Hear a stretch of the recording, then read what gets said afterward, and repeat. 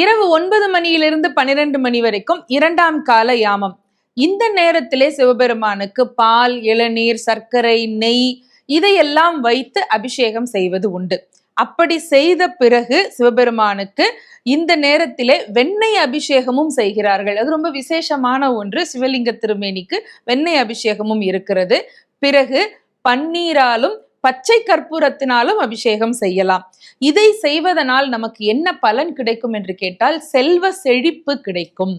முதல் காலத்திலே உடல் ஆரோக்கியத்திற்காக பிரார்த்தனை செய்தோம். அதற்கு பிறகு செல்வ செழிப்பு, இந்த உலகத்தில் வாழ்வதற்கு பொருள் இல்லாருக்கு இவ்வுலகம் இல்லை இல்லையா, இதற்கான இக பர சுகங்கள் இரண்டையும் தரக்கூடியவன் சிவபெருமான் இல்லையா. அப்படி இந்த உலகத்தில் நாம் கௌரவமாக வாழ்வதற்கு தேவையான நியாயமான பொருளை நமக்கு அருளக்கூடிய நேரம் அந்த நேரம். அதனால் அந்த நேரத்திலே இப்படி அபிஷேகம் செய்து வில்வ இலைகளால் அலங்காரம் செய்து துளசி அர்ச்சனை செய்வார்கள்.